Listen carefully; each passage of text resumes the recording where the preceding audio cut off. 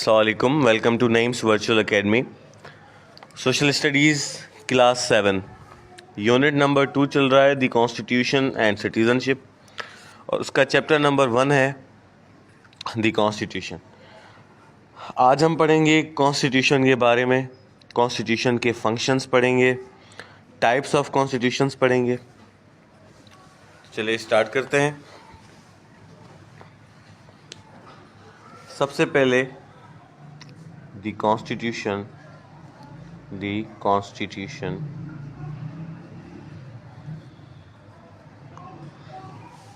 पढ़ते हैं कि क्या होती है। It is a basic and it is a basic and fundamental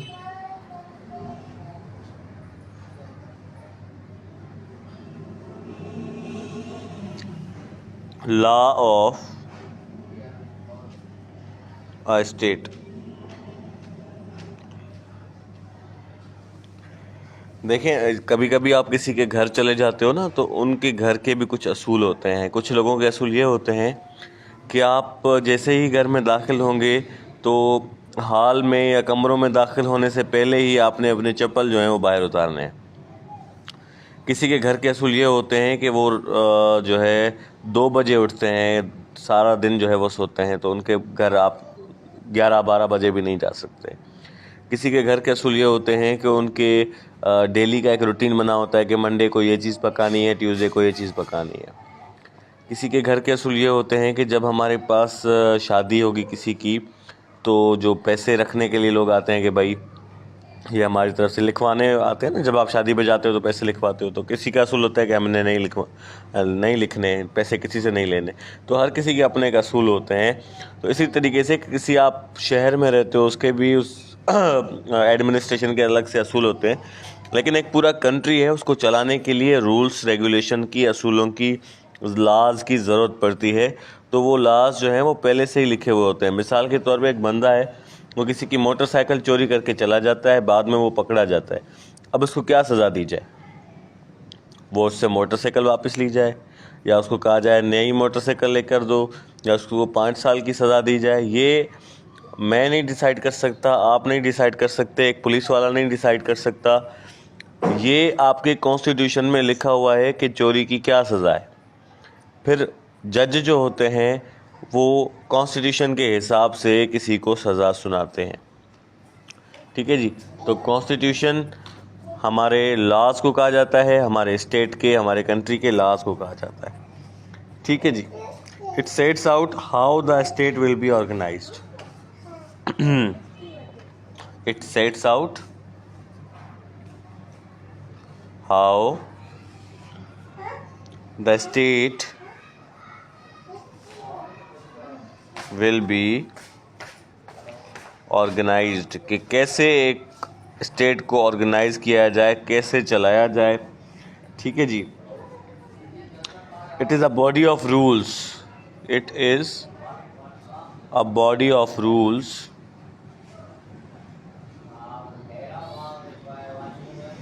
established to regulate the system of government, established to regulate the system of government. एक government के system को रेगुलेट करने के लिए, चलाने के लिए रूल्स और रेगुलेशंस की ज़रूरत पड़ती है, उसको कहा जाता है constitution. It is the supreme law of state, it is the supreme law of state. अब ये जो लॉज हैं ये सबके लिए हैं। ऐसा नहीं है कि जो है गरीब अगर गलती करेगा तो उसके लिए अलग कानून, अमीर करेगा तो अलग कानून, एमपीए का बेटा करेगा तो अलग अलग कानून, एमएनए का बेटा करेगा तो अलग कानून, और एक रेडी वाले का बेटा करेगा तो अलग कानून। सबके लिए एक ही कॉन्स्टिट्यूशन लिखी गई है। उसमें कैटेगराइज नहीं किया गया कि भाई अमीर के लिए, गरीब के लिए। वो हमारे अपने लोग, करप्ट लोग करते हैं, अमीरों के लिए अलग, गरीबों के लिए अलग। ठीक है जी।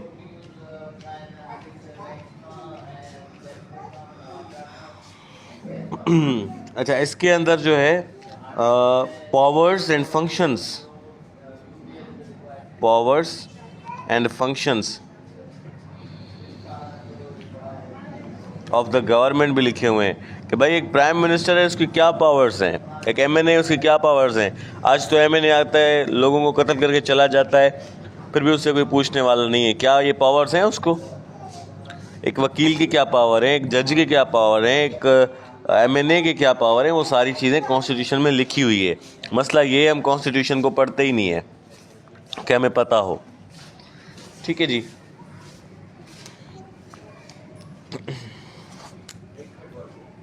अब हम पढ़ते हैं functions of the constitution. Functions of the constitution. Functions of the constitution. क्या फंक्शंस हैं कॉन्स्टिट्यूशन के? ये थोड़ा सा मैं ग्राफ बना के आपको बता देता हूँ। इधर लिख लेते हैं कॉन्स्टिट्यूशन।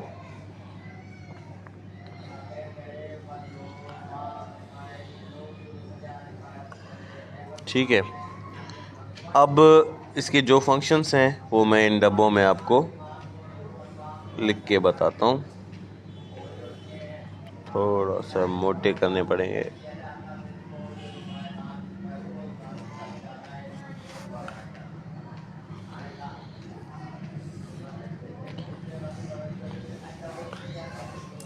तो सबसे पहला फंक्शन, इट डिस्ट्रीब्यूट्स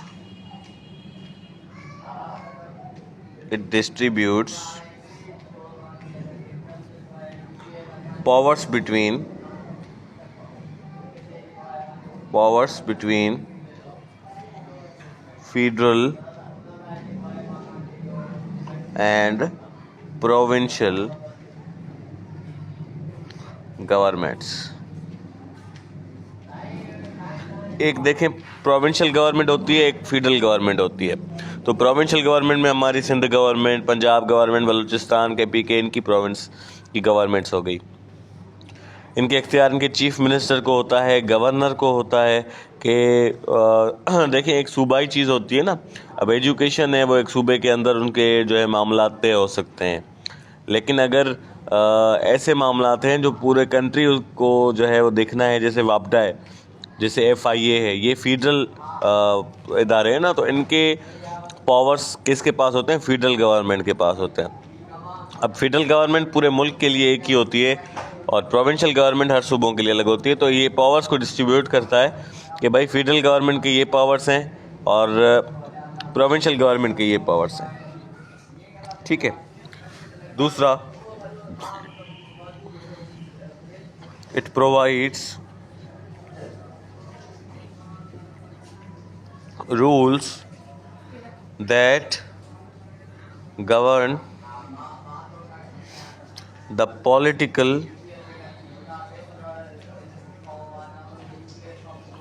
process। ठीक है।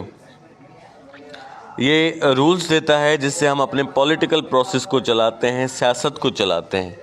ठीक है। ये रूल्स बताता है कि क्या रूल्स होने चाहिए पॉलिटिकल प्रोसेस के।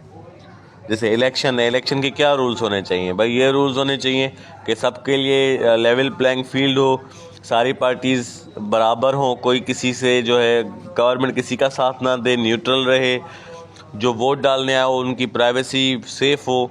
ठीक है जी। It describes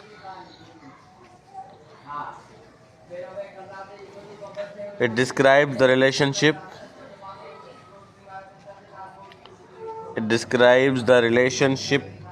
between the people and their government। ठीक है। लोगों में और गवर्नमेंट में एक ताल्लुक़ होता है। कहते हैं ना, रियासत माँ की तरह होती है, अपने लोगों का ख्याल रखती है, उनकी मदद करती है हर चीज़ में। तो एक रिलेशनशिप होता है। मिसाल के तौर पे कहीं बॉम्ब ब्लास्ट हो गया और उसमें लोगों के अपने शहीद हुए, तो फिर उन लोगों को जो है गवर्नमेंट पैसे भी देती है, उनसे माजरत भी करती है। तो एक रिलेशन होता है गवर्नमेंट का और लोगों का, और उसको डिस्क्राइब कौन करता है? कॉन्स्टिट्यूशन करता है। ठीक है। it provides rights and duties of the people and state। अब एक मुल्क में रहते हुए हमारे क्या राइट्स हैं, क्या हकूक़ हैं? हमारे हकूक़ ये हैं कि हमें तालीम मिलनी चाहिए, हमारे हकूक़ ये हैं कि हमें सेहत मिलनी चाहिए, हॉस्पिटल्स मिलने चाहिए, शेल्टर मिलना चाहिए। इसी के हिसाब से ड्यूटीज़ क्या हैं? ड्यूटीज़ ये हैं कि हम मुल्क से वफ़ादार रहें और सफाई का ख्याल रखें। फॉर एग्ज़ाम्पल, इसको डिटेल में पढ़ेंगे। बहरहाल ये कॉन्स्टिट्यूशन हमें बताता है कि हमारी क्या ड्यूटीज़ हैं और स्टेट की क्या ड्यूटीज़ हैं, गवर्नमेंट की क्या ड्यूटीज़ हैं। ठीक है जी। हर डेमोक्रेटिक कंट्री का एक कॉन्स्टिट्यूशन होता है, ठीक है, और वो एक वाइटल डॉक्यूमेंट होता है जो कि कंट्री के अंदर ऑपरेशंस को रेगुलेट करता है। ठीक है जी। सिटीजन्स के राइट्स को प्रोटेक्ट करता है, उनके रिलीजन, कास्ट वगैरह की हिफाजत करता है। ठीक है जी। और ये एक सोशल कॉन्ट्रैक्ट होता है गवर्नमेंट और लोगों के दरमियान कि हमने एक दूसरे के साथ जो है ताउन करना है। आगे बढ़ते हैं। Types of constitution.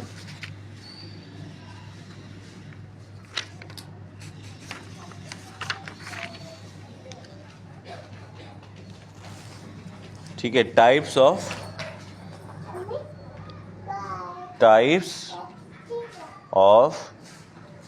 कॉन्स्टिट्यूशन।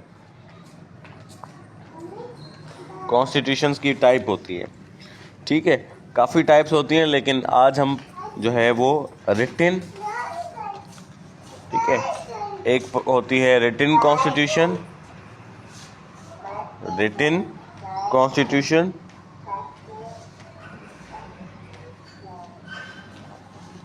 और दूसरी होती है हमारी अनरिटन कॉन्स्टिट्यूशन।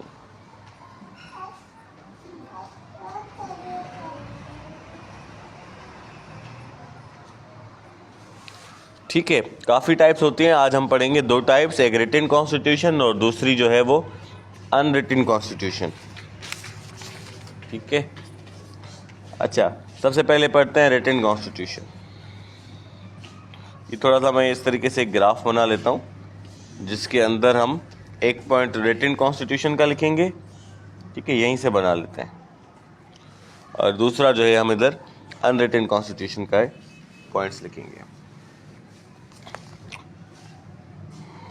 ये रिटन नाम है इसका, तो ये रिटन ही होती है। It is written in the form of book और डॉक्यूमेंट। अभी मैंने आपको ये नहीं बताया कि पाकिस्तान की कॉन्स्टिट्यूशन कौन सी है, रिटन है या अनरिटन है। मैं सिर्फ आपको फ़र्क बता रहा हूँ कि रिटन कॉन्स्टिट्यूशन और अनरिटन कॉन्स्टिट्यूशन में क्या फ़र्क होता है। तो रिटन कॉन्स्टिट्यूशन, जाहिर सी बात है, नाम ही रिटन है, तो वो रिटन होती है इन फॉर्म ऑफ बुक या डॉक्यूमेंट। ठीक है जी। एग्जाम्पल इसकी दे दूँ, the constitution of USA, the constitution of USA. ठीक है, इधर आ जाते हैं। It is not written in the form of book और document. It is not written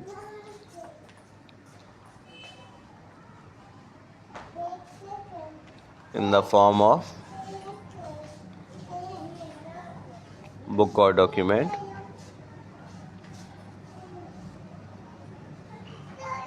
ठीक है, इसके अंदर क्या होती हैं? It is consisted of conventions. It is consisted of conventions.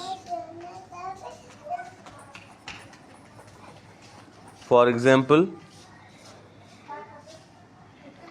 The British constitution, अभी आपको समझ में नहीं आया होगा, मैं आपको आगे डिटेल्ड समझाता हूँ दोनों में फ़र्क क्या होता है। सिर्फ अभी आप ये समझें कि भाई ये जो है रिटन होती है, बुक या डॉक्यूमेंट में लिखी हुई होती है, ये लिखी हुई नहीं होती। ठीक है जी।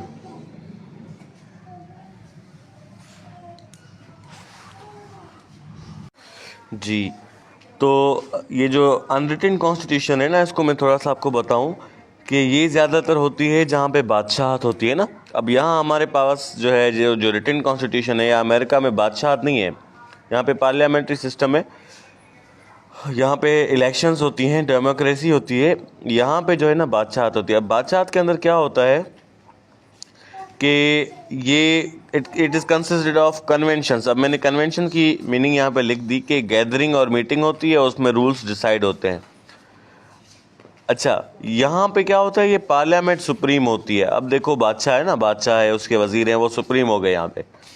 यहाँ पे पार्लियामेंट सुप्रीम नहीं है, यहाँ पे जो है ना कॉन्स्टिट्यूशन सुप्रीम होती है। Constitution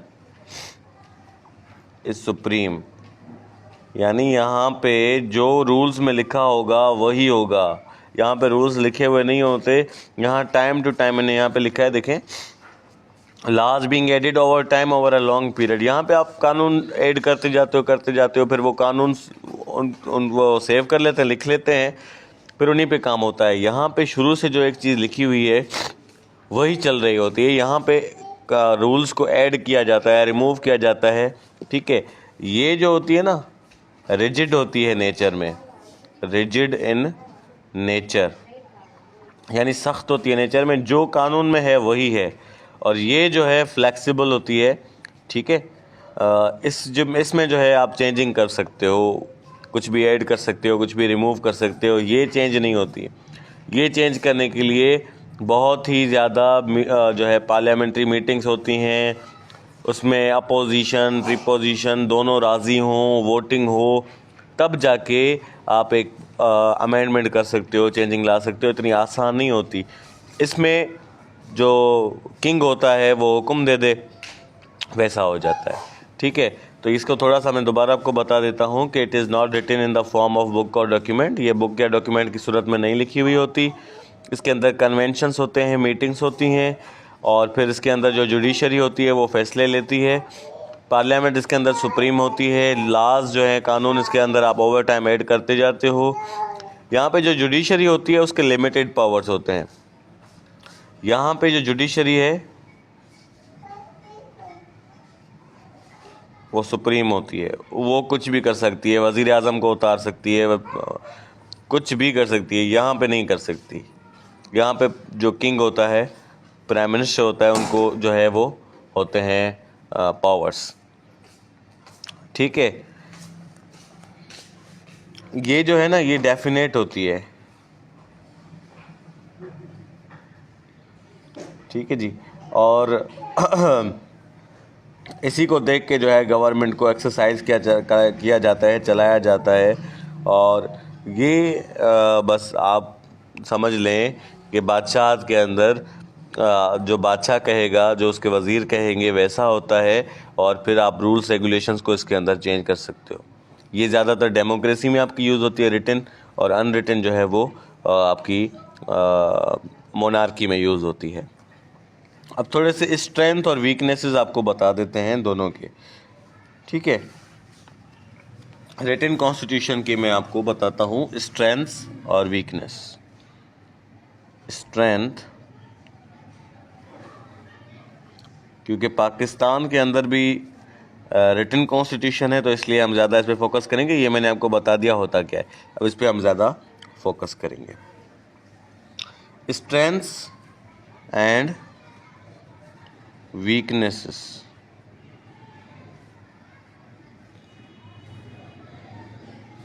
of written constitution। अब रिटन कॉन्स्टिट्यूशन के क्या फ़ायदे हैं और क्या नुकसान है, वो मैं आपको बताऊं। सबसे पहला इसका जो है, इधर मैं लिख लेता हूं फ़ायदे,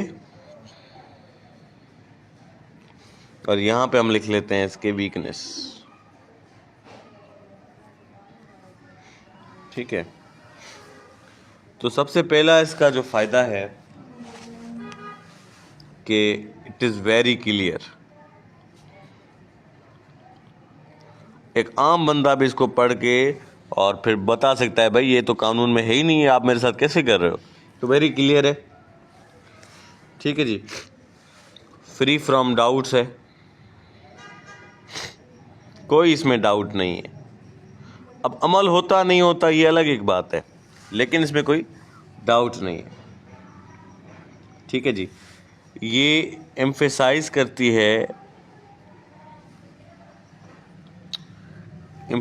करती है on the supremacy of law. ये जोर डालती है कि भाई कानून की बालादस्ती हो, कानून सबसे बढ़कर हो। ठीक है, ऐसा नहीं कि वज़ीर आज़म ने कह दिया तो बस वैसा हो जाए, नहीं, कानून को देखना पड़ता है।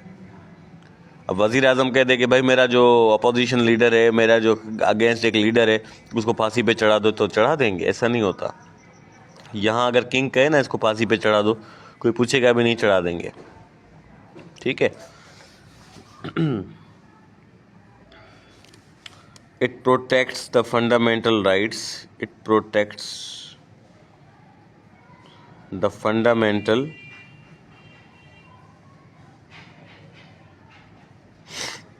rights of the individual. एक आम बंदे की भी राइट्स को जो है ये प्रोटेक्ट करता है। ठीक है जी। It protects the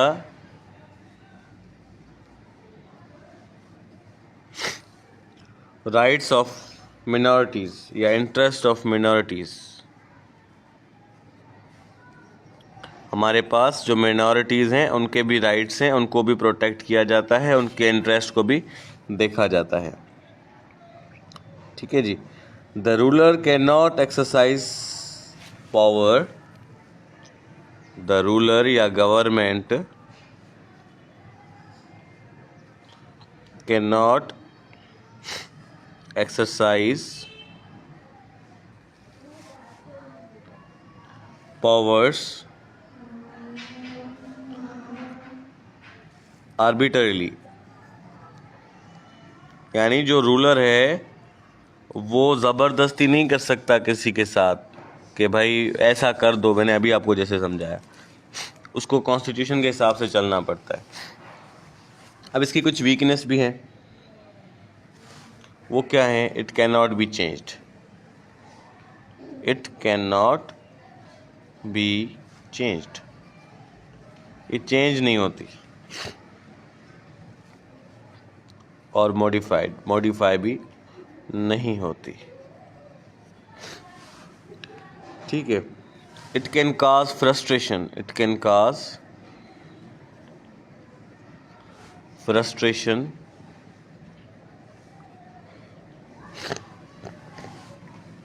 and anger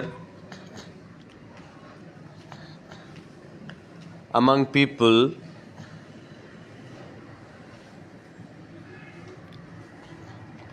अब ये लोगों में गुस्सा ला सकती है। क्यों? मिसाल ले लें, हमारे पास एक रूल है, कॉन्स्टिट्यूशन है कि कोई भी नॉन मुस्लिम वज़ीर आज़म हमारे पास नहीं बन सकता। अब ये नॉन मुस्लिम्स के अंदर गुस्सा ला सकते हैं, भाई क्यों, हमारा हक नहीं है क्या? हम पाकिस्तानी नहीं है, क्यों हम वज़ीर आज़म नहीं बन सकते?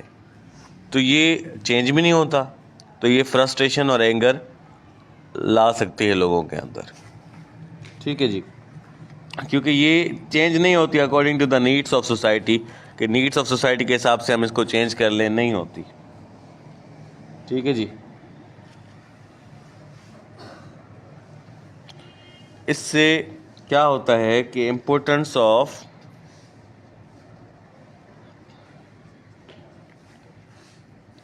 पब्लिक डिसीशंस डिक्रीज होती है। लोगों के अपने डिसीशंस जो वो लेना चाहें उनकी इम्पोर्टेंस डिक्रीज हो जाती है।